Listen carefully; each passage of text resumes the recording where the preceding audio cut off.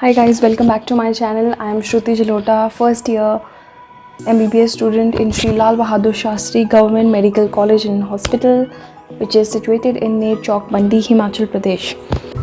Hi guys, my name is Samriti and I'm her elder sister. That is She it. is 2.5 years elder to me. तो आपका काम क्या है यहाँ पे आज? तो मैं आपकी वीडियो खराब करने आई हूँ. So today I'm going to ask her some questions. जो मतलब as a NEET aspirant, जब मैं मतलब एक NEET aspirant थी तो उस टाइम पे what are the things जो मतलब family members go through या वो क्या feel करते हैं और उसके बाद क्या होता है, तो she is going to tell you that थोड़ा बहुत. And बाकी I'm going to ask her some silly and funny questions related to MBBS या थोड़ा medical life के बारे में ही. So हाँ, तो the first question is कि मेरी पढ़ाई या मतलब कुछ भी NEET related जो चीज़ें थी ना, उसकी वजह से मतलब फैमिली मेम्बर्स का या घर वालों का मतलब कैसे रूटीन चेंज होता था. फर्स्ट ऑफ ऑल तो ये है कि जब लाइक स्टूडेंट्स प्रिपेयर करते हैं, अगर वो घर पे होते हैं उस टाइम पे, तो उनका जो भी है खाने की टाइमिंग एंड ऑल उसके अकॉर्डिंग जो है सब शिफ्ट हो जाता है. या फिर क्योंकि पेरेंट्स नहीं चाहते कि बच्चे अकेले खाएं या फिर मीन्स कम खाएं, इस टाइम पे उनको बहुत ज़्यादा न्यूट्रिशन की ज़रूरत है. तो आई थिंक सब लोगों का जो है उनके अकॉर्डिंग ही चेंज हो जाता है. और सेकेंडली स्लीपिंग टाइम, मतलब वो लोग जो एस्पायरेंट्स हैं उनका सोने का टाइम जो है काफ़ी अलग हो जाता है.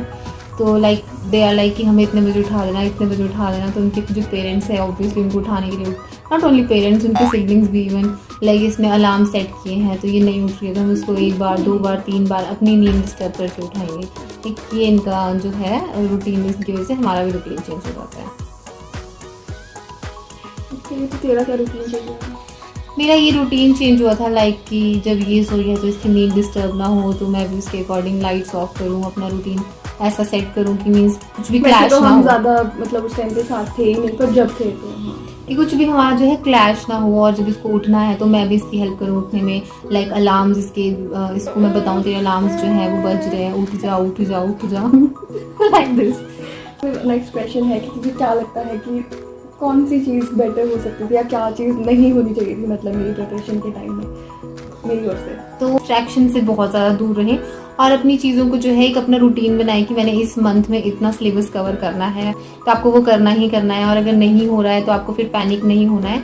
मीन्स आपको उसको ओवरऑल जैसे भी करके धीरे धीरे कैचअप करना है अपने सिलेबस के साथ. और अपने फ्रेंड्स एंड ऑल से थोड़ा सा छोटा सा ब्रेक लेना है. मीन्स ओके, बात करना ज़रूरी है, फैमिली से भी सबसे ज़रूरी है, बट मोस्ट इम्पॉर्टेंटली आप अपनी पढ़ाई की तरफ ध्यान दो. No distractions.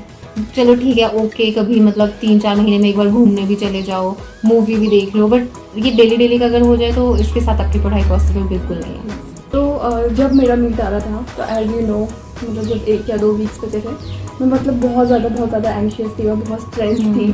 तो उसमें मतलब तूने मतलब मुझे देख के क्या मतलब एक्सपीरियंस तो क्या मुझे समझ नहीं है कि तुझे मुझे देख के तो क्या डिफरेंट लगा, क्योंकि मतलब शी हैज़न्ट मतलब really prepare for an entrance exam जो कि बिल्कुल डिफरेंट बात होती है. तो तुझे उसमें वो एक नॉर्मल एग्जाम से क्या डिफरेंट लगा और मतलब मुझे देख के, और तुझे क्या लगता है कि वो जो एंग्जाइटी है या स्ट्रेस है वो मैंने कैसे हैंडल किया और या फिर कैसे मैं कर सकती थी?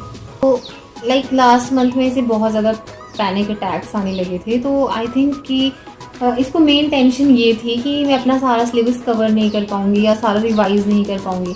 तो इसने कोप इसी तरह से किया कि लाइक आपको जितना आता है एटलीस्ट उसको आप इतने अच्छे से प्रिपेयर करो कि उसमें कहीं से भी कोई भी क्वेश्चन आ जाए तो वो मतलब कोई चांस ही नहीं बनता कि आपको वो छूट जाए. फर्स्ट थिंग तो ये होती है. एंड सेकंड थिंग ये होती है कि आप कोई न्यू चैप्टर पढ़ भी रहे हो तो आप उसको इस तरह से पढ़ो कि आपको उसको फिर लास्ट के 1 मंथ में जो है दोबारा से रिवाइज करने की ज़रूरत ना पड़े, क्योंकि आपके पास ऑब्वियसली उतना टाइम नहीं है कि आप उसको अभी 1 मंथ बचा आप उसको पढ़ो भी और फिर से दोबारा रिवाइज करो. तो इसने इस तरह से जो है उसको प्रेशर के साथ जो है कोप किया. और लास्ट में क्या था, जिस दिन एग्ज़ाम था, ऑब्वियसली अगर आप लास्ट मोमेंट तक बुक्स के सामने बैठोगे तो आप मतलब पागल हो जाओगे. उसने कुछ टाइम पहले जो है अपनी बुक्स छोड़ दी and she was like trying to calm her self. तो इस तरह से जब तक वो एग्जामिनेशन हॉल तक गई, अपने सेंटर तक गई, इसने खुद को काम रखा और फिर जाके इसने वहाँ पे अच्छे से एग्जाम दिया अपना. आई थिंक ये सब पॉइंट्स जो है खुद को काम रखना, not only before the examination. काम हो तो नहीं पा रही थी, काम डाउन, बट खुद को बात कर रही थी मैं, इसलिए मेनली तुझसे बात कर रही थी. मुझसे बात की इसने 1 to 2 आवर की, like try to calm me down like this.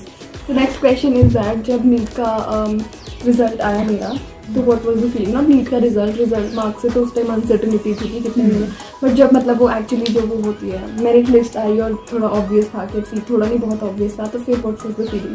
According to me बहुत ऑब्वियस होने के बाद भी मैं थोड़ा सा अंदर से नर्वस थी। हाँ, बिकॉज ऑफ द ट्रॉमा, या like because of that. So but लेकिन जब उसको एक्चुअली में सीट मिली या फिर मतलब इंश्योर हो गया कि सीट मिलेगी ही मिलेगी, काउंसलिंग हो गई, तो obviously I was very very very very very happy. Like इतनी खुश मैं शायद अपने लिए भी कभी नहीं होंगी, क्योंकि ये इतनी बड़ी बात है, इतनी बड़ी बात है। आई थिंक इतनी खुशी मुझे और किसी चीज़ की अपनी लाइफ में शायद नहीं हुई होगी, क्योंकि ये बचपन से इसका यही था, मुझे डॉक्टर बनना है, डॉक्टर बनना है। आई थिंक हम सबके कुछ ना कुछ ड्रीम्स होते हैं बचपन में, बट लाइक बड़े होते होते हम उनको फुलफिल या फिर शायद हम उनकी साइड जाते भी नहीं है, उस डायरेक्शन में हम जाते भी नहीं है।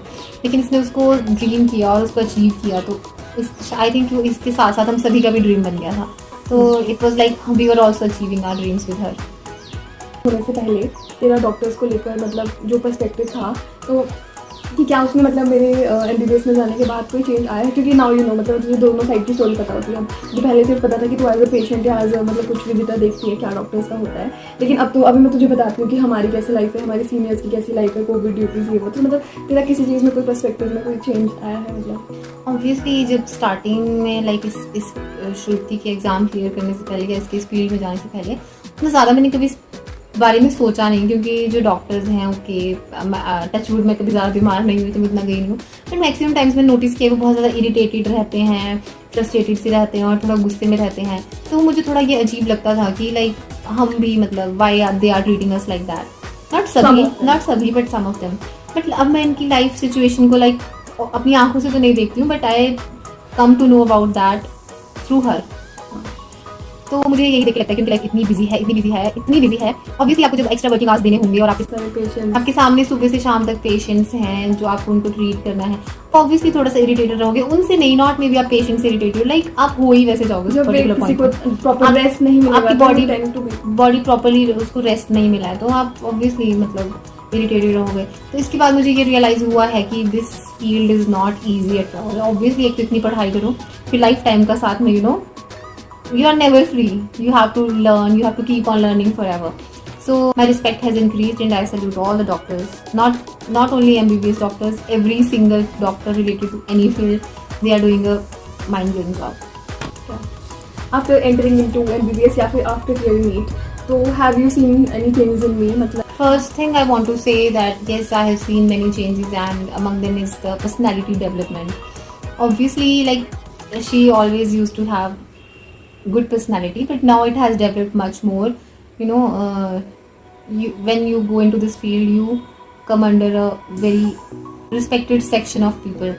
Like her confidence level, it has increased so much, and I used to be confident, but after मतलब जैसे drop and all के साथ भी drop. So she used to be a confident child since ever, but after the drops, you know, you at a particular point you like question yourself, like you are not certain that what you are doing or you were right or not. So after you know achieving your dream or achieving what you wanted since ever, your confidence level obviously increases. Next thing I have like seen changed in her is that she now manages her anxiety levels very you know perfectly and in a better way. Obviously like you are doing MBBS, you will be having pressure of studies and all, but still now this pressure is very different than the pressure she was having during drops, because right now the pressure under which she is right now, it is what she has chosen from herself. So that is why, and also if even there is some pressure, she handles it very well. क्या लगते हैं कि मतलब मेरे MBBS करने के क्या perks हैं? मतलब तू क्या सोचती है कि how is it going to change my or your और हम सब की life? How is it going to change? First of all, and उसके अलावा मतलब do you get to know about new things and how do you feel? मतलब चल ठीक है तुझे शायद वो उतना शायद समझ भी ना आए, but मतलब seeing me excited, how does it make you feel? First of all, that we will get a doctor for free. And her lifestyle will change. Not only her lifestyle, but your lifestyle. You know, guys, I'm telling her that when we will get a job, obviously she will get a job, and she will send me to foreign. she will spend on my visa. She will spend on my visa, and I'll go to maybe Afghanistan. Not Afghanistan, but I'll go to some place. And what was the second question? जैसे कि हम phone पे भी बात कर रहे होते हैं जिस टाइम पे, तो ये मुझे बहुत कुछ बताती है, लाइक हड्डियों के बारे में यार, मसल्स के बारे में, कभी कहती है आज हमने वो डाइसेक्शन किया, मुंह काट दिया, ये काट दिया। तो सबसे अच्छी चीज़ जो मुझे आज तक लगी और मुझे समझ में आई है वो है फनी नर्व, जो कि यहाँ पर होती है। और इसने मुझे आज क्या बताया, अगर इसको आर्टरीज पैल्पेट करवाई डिफरेंट, बताया यहाँ पे पता नहीं 8 की 12 कितनी हड्डियाँ होती है, पाँव में भी इतनी हड्डियाँ होती है और हमें ऐसे देख के उनको रिकॉग्नाइज करना होता है, तो भाई बहुत मुश्किल काम है। मुझे सीखने को मिलता है, मेरी समझ में ज़्यादा नहीं आता है, बट मुझे अच्छा लगता है कि चलो मुझे नहीं तो किसी और को तो आता है, जो कि मेरी बहन है, असली बहन है। और उसको इतना खुश देख के ऑब्वियसली मुझे भी खुशी होती है, क्योंकि कहीं ना कहीं ये मेरा ही एक हिस्सा है और कहीं ना कहीं ये मुझे उन पैसों से कहीं भेजने वाली है। सो हाँ, वो जोक्स पार्ट, हाँ उसे खुश देख के मुझे बहुत खुशी होती है। Okay, so last खुद से ज़्यादा खुशी होती है। मतलब वुड यू वांट टू से टू एक कोई भी नीट एस्पायरेंट अगर कोई देख रहा है, या फिर जो नीट एस्पायरेंट का कोई फैमिली मेम्बर है, सिबलिंग है, पेरेंट्स है, कुछ भी, तो मतलब तेरी उनके लिए क्या एडवाइस होगी एज अ नॉन मेडिकल, मतलब हाँ स्टूडेंट? मुझे ज़्यादा नॉलेज तो नहीं है कि आपको नीट में क्या प्रिपेयर करना है, तो मैं जनरल लाइफ में ये बताना चाहूँगी कि आपको बिल्कुल कंसिस्टेंट रहना है। बहुत ज़्यादा ऐसे पॉइंट्स ऑफ लाइफ आएंगे प्रिपरेशन के टाइम पे कि जहाँ पे आप चाहोगे कि आप क्विट कर दो, but trust me this is not the way. I have seen her, like इतनी कंसिस्टेंसी मुझ में तो कभी नहीं हो सकती है, बट स्टिल मैं आप लोगों को यही सजेस्ट कर सकती हूँ कि आप कंसिस्टेंट रहो, अपनी रेगुलर स्टडीज़ करो और होगा। और मे बी आपका जो ये एग्जाम है, मे बी फर्स्ट टाइम में ना क्लियर हो, सेकंड टाइम में ना क्लियर हो, बट आपके कॉन्सेप्ट्स जो हैं वो स्ट्रांग होते जाएंगे। तो आई थिंक अगर आपको लगता है कि आप में वो पोटेंशियल है कि आप इस एग्ज़ाम के लिए ठीक हो, आप मीन्स आप नीड टू वर्क हार्ड, तो आपको इसके लिए you should go for it and you should just be consistent.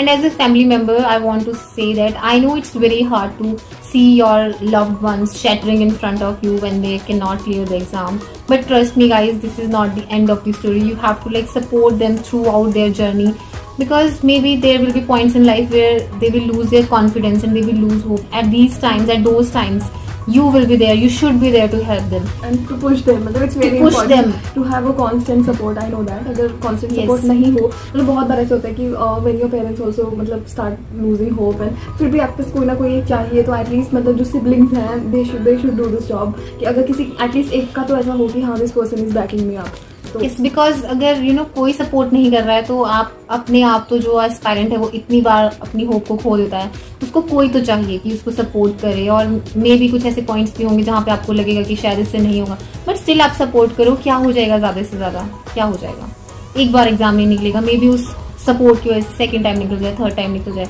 But you should be there for them always. So thank you for watching. Bye.